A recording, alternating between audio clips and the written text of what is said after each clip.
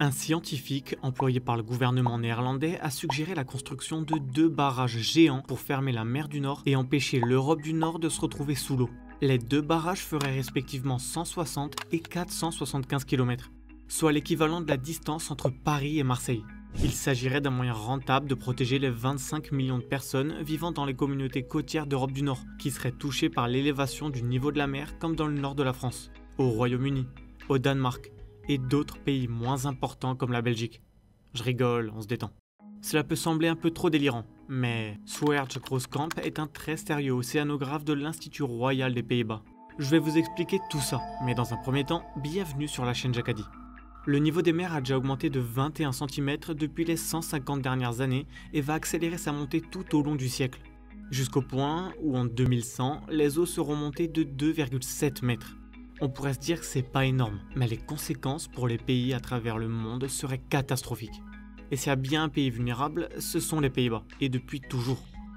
C'est pourquoi un océanographe a proposé de construire deux immenses barrages d'une longueur totale de 619 km. Ces deux barrages en béton nécessiteraient 51 milliards de tonnes de sable, soit la totalité du budget mondial consacré au sable en un an.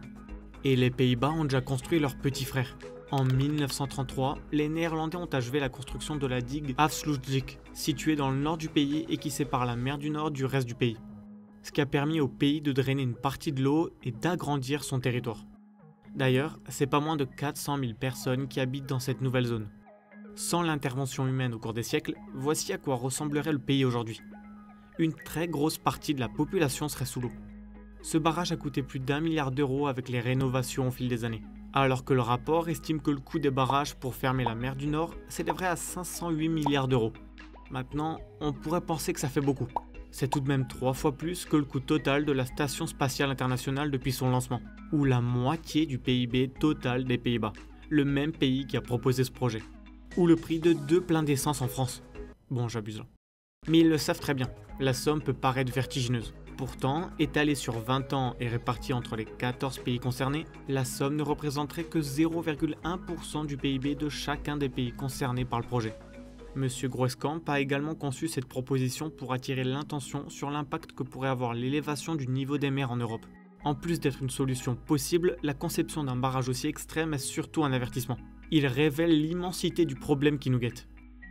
Le niveau des mers a déjà augmenté de 21 cm depuis la révolution industrielle en 1880. Et les prévisions démontrent que le niveau des mers augmentera pendant des siècles, bien au-delà de l'année 2100. Certains modèles prévoient une augmentation de 2 mètres d'ici à 2100 et de 10 mètres d'ici à 2500, de quoi déplacer des dizaines de millions de personnes. Cela constituerait une menace sans précédent pour la société telle que nous la connaissons. Le plus long des deux barrages proposés par la NID s'étendrait de 474 km entre Bergen, en Norvège, et la pointe nord de l'Écosse. En passant par les îles Orcades et Shetland, il s'agirait du plus long barrage du monde. L'autre partie du projet NID s'étendrait sur 161 km de mer entre Brest en France et le sud-ouest de l'Angleterre. La profondeur entre la France et l'Angleterre dépasse rarement 100 mètres, et entre l'Écosse et la Norvège est en moyenne de 127 mètres avec un maximum de 320 mètres au large de la Norvège. Sur différents endroits du barrage, des pompes devront être fixées afin d'évacuer une partie de l'eau à l'intérieur des barrages pour la relâcher de l'autre côté des barrages. Mais pour ça, on peut faire confiance aux Pays-Bas, qui est un expert dans le domaine. L'histoire des Pays-Bas est intimement liée à celle de l'eau. Le nom même du pays signifie Pays-Bas, en référence au fait que 26% de son territoire se situe sous le niveau moyen de la mer. Depuis le Moyen-Âge, les Néerlandais ont créé des polders, c'est-à-dire des terres gagnées sur la mer ou les marais grâce à des digues et des pompes. Aujourd'hui, ces polders représentent près de 17% du territoire national et accueillent plus de 60% de la population. S'il est construit, NID sera l'un des plus grands défis d'ingénierie civile jamais relevés, bien plus dur à réaliser que le tunnel sous la Manche qui était déjà exceptionnel. Il protégera des dizaines de millions de personnes contre la montée des eaux. D'autres barrages pourraient être construits, comme à l'endroit le plus étroit de la Manche, ce qui faciliterait la construction, ou entre la Norvège et le Danemark, mais beaucoup de communautés côtières seraient sans protection. L'endroit qui pourrait poser problème et qui est le plus dur technologiquement parlant se trouve au large de la Norvège avec une profondeur de 320 mètres. Des ingénieurs ont déjà construit des plateformes pétrolières fixes à une profondeur de 500 mètres, de sorte qu'il devrait être possible de négocier le sillon norvégien. Il faudra tout de même trouver de nouvelles solutions, sachant que les spécifications des barrages sont différentes des plateformes pétrolières. Actuellement, la plus grande digue du monde est le Saemongom Seawall en Corée du Sud, qui s'étend sur plus de 33 km de long et descend jusqu'à 36 mètres de profondeur. Les barrages sont la solution la plus réaliste. Selon l'océanographe néerlandais, pour contrer la montée des eaux, 2 grands barrages seraient plus efficaces que des mesures prises par des pays individuels, tels que les mouvements de population. Ne rien faire pourrait coûter 5 à 10 fois plus d'argent aux pays touchés par la montée des eaux que de construire des barrages. La retraite gérée entraîne des gros coûts, comme des difficultés sociales et psychologiques liées au déplacement des populations, ainsi que la perte du patrimoine culturel.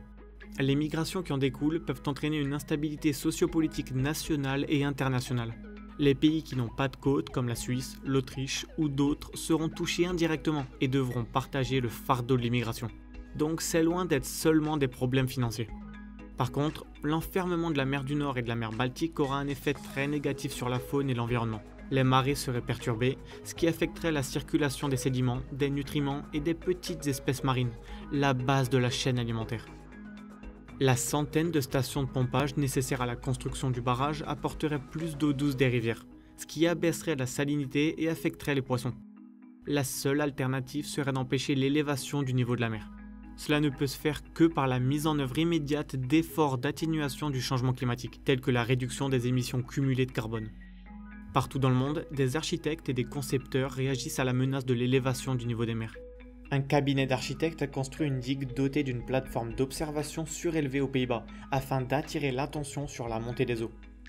Le studio de conception visuelle Skint a produit des rendus de ce à quoi pourrait ressembler Londres partiellement inondée en 2090. Des artistes finlandais ont créé une installation en Écosse qui projette des lignes de lumière sur les côtés des bâtiments pour montrer la hauteur des eaux de crue. Nous avons réussi à voler, nous sommes allés dans l'espace, nous avons carrément marché sur la Lune. Nous avons creusé des tunnels sous l'eau pour se déplacer plus rapidement, nous avons créé des avions supersoniques et nous avons même une station spatiale qui flotte autour de la Terre. Donc honnêtement, un projet comme celui-ci est réalisable pour nos ingénieurs. Mais est-il vraiment nécessaire ? Et est-ce que ce serait problématique pour la faune et la flore ? Dites-moi ce que vous en pensez dans les commentaires. Bien que le projet puisse être techniquement réalisable, il est important de noter que ce n'est pas une solution recommandée pour faire face au changement climatique et à la montée des eaux. Il est plutôt présenté comme un avertissement sur l'ampleur des interventions futures si le changement climatique se poursuit. Et juste après avoir laissé un pouce bleu si ça vous a plu, vous voulez sûrement savoir ce que ça fait si l'Europe était un pays. Il suffit juste de cliquer ici. Et croyez-moi, il y a beaucoup de changements.